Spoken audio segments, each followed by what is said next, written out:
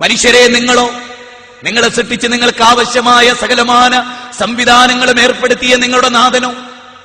അമേരിക്കയിലേക്ക് 2 കിഡ്നി മാറ്റാൻ വേണ്ടി ഒരു പണക്കാരനായ മനുഷ്യൻ പോവുകയാണ്. ഒരിക്കലും രക്ഷപ്പെടില്ല എന്ന് വിധി എഴുതിയ 130 ഗ്രാം ഭാരമുള്ള 2 കിഡ്നികളും അത് മാറ്റി പുതിയ കിഡ്നി ഫിറ്റ് ചെയ്ത് ജീവിതത്തിന്റെ പഴയവസ്ഥയിലേക്ക് തിരിച്ചു വന്നപ്പോ റൂമിലേക്ക് കയറി വന്ന് ഡോക്ടറുടെ കൈപിടിച്ച് കരഞ്ഞ് ഡോക്ടറോട് നന്ദി പറയുമ്പോ, പ്രിയപ്പെട്ട സഹോദര, 45 കൊല്ലം യാതൊരു തകരാറുമില്ലാതെ ഈ 130 ഗ്രാം ഭാരമുള്ള നിന്റെ കിഡ്നി ഉണ്ടല്ലോ, അത് വർക്ക് ചെയ്യിപ്പിച്ച ഏതൊരു നാഥന്റെ പരിപക്വമായ കരവരിലാളനയിലാണോ നീ സംവിധാനിക്കപ്പെട്ടിരുന്നത്, അത് നീ മറന്നുപോയി അല്ലേ? 60 കൊല്ലം ജീവിച്ചിട്ട് ഒരിക്കൽ പോലും അറ്റാക്ക് വരാതെ, ഹൃദയത്തിനൊരു സ്തംഭനം വരാതെ, ഹൃദയത്തിന്റെ പ്രവർത്തനം ഏതുറക്കിലും ഉണർച്ചയിലും ഏത് രാവിലും ഏതു പകലിലും 24 മണിക്കൂറിന്റെ ഏതേത് ദശകളിലും അത് വർക്ക് ചെയ്തുകൊണ്ടിരിക്കുന്നുണ്ടെങ്കിൽ, ഒരു മിനിറ്റിനിടയിൽ 72 തവണ സ്പന്ദിക്കുന്ന ഈ ഹൃദയത്തെ സംവിധാനിച്ച, പെട്രോൾ ഇല്ലാതെ ഡീസൽ ഇല്ലാതെ എൻജിൻ കേടുവരാതെ ഒരു റീകണ്ടീഷൻ വരുത്താതെ ഇതിനെ നിലനിർത്തിയ ഏതൊരു സിട്ടാവില്ലേ, ആ സിട്ടാവിനെ കുറിച്ച് നീ നന്ദി കെട്ടവനായി പോകുന്നത് എന്തുകൊണ്ട് മനുഷ്യ? യാ അയ്യുഹൽ ഇൻസാൻ മാ ഗുർറക ബിറബ്ബിക്കൽ കരീം അല്ലദീ ഖലഖക ഫസവ്വാക ഫഅദലക ഫീ അയ്യി സൂറത്തിൻ മാ ശാഅ റകബക. യാ അയ്യുഹൽ ഇൻസാൻ, യാ അയ്യുഹൽ ഇൻസാൻ, അല്ലയോ മനുഷ്യരെ, മാ ഗുർറക ബിറബ്ബിക്കൽ കരീം, ഔദാര്യവാനായ നിന്റെ നാഥന്റെ കാര്യത്തിൽ നിന്നെ മറപ്പിച്ചു കളഞ്ഞ ഘടകമെന്താ? ഔദാര്യവാനായ നിന്റെ നാഥൻ, അളവറ്റ ദയാപരൻ, പരമകാരുണ്യകൻ, ആ കാരുണ്യകനായ നിന്റെ നാഥന്റെ കാര്യത്തിൽ നിന്നെ വഞ്ചിച്ചു കളഞ്ഞ ഘടകമെന്താ? അങ്ങനെയുള്ള നാഥൻ നമുക്ക് നൽകിയൊരു ജീവിതം, ആ ജീവിതത്തെ എങ്ങനെ മുന്നോട്ട് കൊണ്ടുപോകണം? ആളുകൾ പല രൂപത്തിലും പലരെയും മാതൃക 82-ാം അധ്യായം 6, 7, 8 വചനങ്ങളാണ്. പരിശോധിക്കണം, നിങ്ങൾ പഠിക്കണം.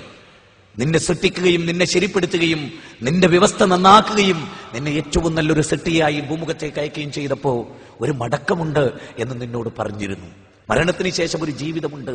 നിങ്ങൾ ആലോചിച്ച് നോക്കൂ, മരണാനന്തരം ഒരു ജീവിതമില്ലെങ്കിൽ മനുഷ്യ ജീവിതത്തിന്റെ അവസ്ഥ എന്താ? എന്തിനാ നമ്മൾ പഠിച്ചത്? ജീവിക്കാൻ വേണ്ടി പഠിച്ച ഏക ജീവി, ജീവിക്കാൻ വേണ്ടി എഞ്ചിനീയറായ ഏക ജീവി മനുഷ്യനല്ലേ? മനുഷ്യന് മാത്രം എന്തേ പഠിച്ചാലേ ഉദ്യോഗം കിട്ടൂന്നുള്ളത്, നല്ല ഉദ്യോഗം കിട്ടൂന്നുള്ളത് മനുഷ്യന് മാത്രം? ജന്തുലോകത്ത് പഠനമുണ്ടോ? നമ്മളെപ്പോലെ ജന്തുക്കളെ പോലെ ജീവിതം അവസാനിക്കുകയാണെങ്കിൽ ഏറ്റവും വലിയ ഹതഭാഗ്യൻ മനുഷ്യനല്ലേ? മനുഷ്യനല്ലേ? നിങ്ങൾ ആലോചിച്ചു നോക്ക്, മനുഷ്യ ജീവിതമല്ലേ? നിങ്ങൾ ആലോചിച്ചു നോക്കൂ. ചാരുകസേലയിൽ നിന്ന് മറിച്ച കാർൽ മാക്സ്, കോടതി വരാന്തകളും ജയിലറുകളും കയറിയിറങ്ങിയ കാർൽ മാക്സ്, ഡാഷ് ക്യാപിറ്റലിന്റെ കർത്താവായ കാർൽ മാക്സ്, എംഗൽസ് ഇല്ലായിരുന്നുവെങ്കിൽ മരിച്ചു പോകുമായിരുന്ന കാർൽ മാക്സ്, അദ്ദേഹത്തിന്റെ മകള്, ചിന്തിക്കണം നിങ്ങൾ, അദ്ദേഹത്തിന്റെ മകള് ജീവിതത്തിലെ ചെറിയ പരീക്ഷണം നേരിട്ടപ്പോ ആത്മഹത്യ ചെയ്തു. മകളും ഭർത്താവും കൂടി. പഠിക്കണം. കാർൽ മാക്സിന്റെ മകളും ഭർത്താവും ആത്മഹത്യ ചെയ്തു. സൈനൈഡ് കഴിച്ചു മരിച്ചു, വിഷം കുടിച്ചു മരിച്ചു. ചരിത്രമാണ്, ലോകം എഴുതിയതാണ്. ആൽബർട്ട് ഐൻസ്റ്റീൻ, ഞാൻ പറഞ്ഞ കാർൽ മാക്സ്, അദ്ദേഹത്തിന്റെ 8 വയസ്സുകാരനായ മുഷ് എന്ന ഓമന പേരിൽ അറിയപ്പെടുന്ന പുത്രന് രോഗം വന്നു. എംഗൽസിന് കത്തെഴുതി, മിസ്റ്റർ എംഗൽസ്, എനിക്ക് സഹിക്കാനാവുന്നില്ലടോ, ഞാൻ എവിടെ വെച്ച് സഹിക്കും? ഒരു നിരീശ്വരവാദിയോട് നമ്മൾ എന്താ പറയാ? ഒരു നിരീശ്വരവാദിയുടെ കുട്ടി ആക്സിഡന്റിൽ മരിച്ചിട്ട് അയാളുടെ വീട്ടിൽ ചെന്നിട്ട് എന്താ പറയാ? ദൈവത്തിന്റെ വിധിയെന്നോ, പരലോകത്ത് വെച്ച് കാണാന്നോ ആണോ? എന്താ പറയാ? എനിക്ക് മനസ്സിലാവണില്ല. ഒരു നിരീശ്വരവാദി നമ്മുടെ വീട്ടിൽ വന്ന് നമ്മളെ എന്ത് പറഞ്ഞാ സമാധാനിപ്പിക്കുക? പടച്ചോന്റെ വിധിയെന്നോ, മരണത്തിന് ശേഷം പുണ്യണ്ടെന്നോ, ക്ഷമിച്ചാൽ അതില് പ്രതിഫലം ഉണ്ടെന്നോ? എന്തൊരു ദുര്യോഗമാണ് യുക്തിവാദിയുടെ അവസ്ഥ, എന്തൊരു ദുര്യോഗമാണ് നിരീശ്വരവാദിയുടെ അവസ്ഥ. എന്നിട്ട് തന്റെ മകൻ മരിച്ചപ്പോ എനിക്ക് സഹിക്കാൻ കഴിയുന്നില്ല, ഞാൻ എവിടെ വെച്ച് സഹിക്കും എന്ന് വിലപിച്ച കാർൽ മാക്സ് അല്ല മുഹമ്മദ് നബി സല്ലല്ലാഹു അലൈഹി വസല്ലമയുടെ മാതൃക. സ്വന്തം മകൻ മരിച്ചിട്ട് മകൻ ഇബ്രാഹിമിനെ 2 കൈകളിൽ താങ്ങിയെടുത്ത്, മോനെ ഇബ്രാഹിം, നിന്റെ മരണം അഗാധമായ ദുഃഖമുണ്ടാക്കുന്നുണ്ട് മോനെ, പക്ഷേ അള്ളാഹുവിന് ഇഷ്ടപ്പെടാത്ത ഒരു വാക്കും ഞാൻ പറയില്ല എന്ന് പറഞ്ഞ മനക്കരുത്തുള്ള പ്രവാചകനാണോ ലോകത്തിന് മാതൃകയാകേണ്ടത്? മാത്രമാണോ?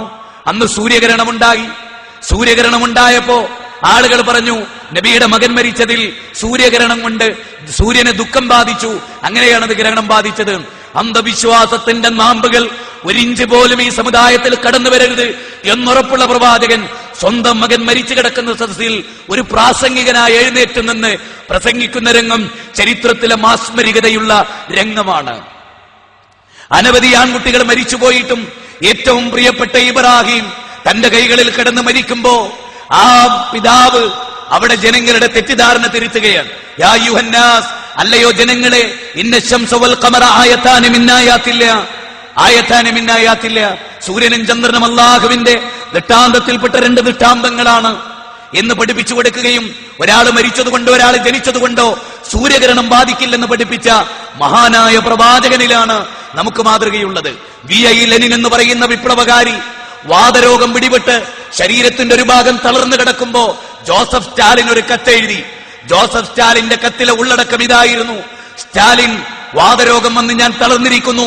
ഇനി എങ്ങാനും എന്റെ കണ്ണിന്റെ കാഴ്ച പോയാൽ ഞാൻ ജീവിച്ചിരിക്കില്ലടോ, എന്റെ മുമ്പിൽ സൈനൈഡ് ഗുളിക കൊണ്ടുവെക്ക് എന്ന് പറഞ്ഞ് ഒരു വലിയ വിപ്ലവം നയിച്ച് ഒരു വാതരോഗത്തെ പോലും സഹിക്കാനാവാത്ത ഈ മഹാന്മാരിലാണോ നമുക്ക് മാതൃകയുള്ളത്? ഒരു വ്യാഴവട്ടക്കാലം ശരീരം മുഴുവനും ചൊറി പിടിച്ച് ദുർഗന്ധം വമിച്ച് പൊട്ടിയൊലിച്ച്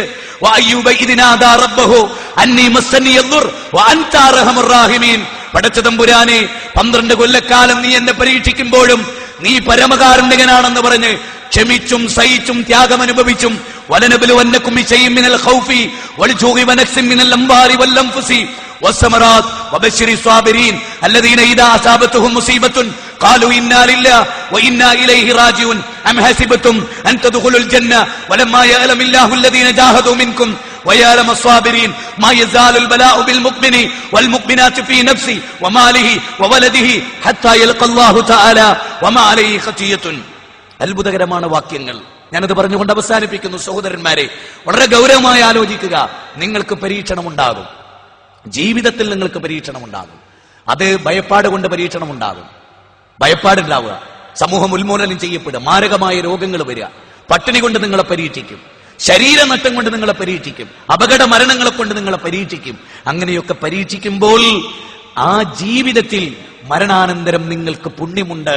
നിങ്ങളുടെ ഓരോ ക്ഷമയ്ക്കും, സത്യവിശ്വാസിക്കും വിശ്വാസിനിക്കും പരീക്ഷണങ്ങളായിക്കൊണ്ടേയിരിക്കും. ഫീ നഫ്സിഹി, അവരുടെ ശരീരത്തിൽ, വമാലിഹി, അവരുടെ ധനത്തിൽ, വവലദിഹി, അവരുടെ സന്താനങ്ങളിൽ.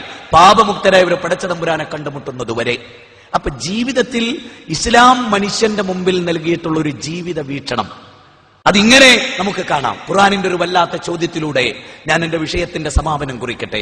പ്രിയപ്പെട്ടവരെ, ഖുർആൻ ചോദിക്കുന്നു, അന്നജഅലുൽ ലദീന ആമനു വഅമിലു സ്വാലിഹാത്തി കൽ മുഫ്സിദീന ഫിൽ അർദ് അന്നജഅലുൽ മുത്തഖീന കൽ ഫുജ്ജാർ അന്നജഅലുൽ ലദീന ആമനു വഅമിലു സ്വാലിഹാത്തി കൽ മുഫ്സിദീന ഫിൽ അർദ് അന്നജഅലുൽ മുത്തഖീന കൽ ഫുജ്ജാർ.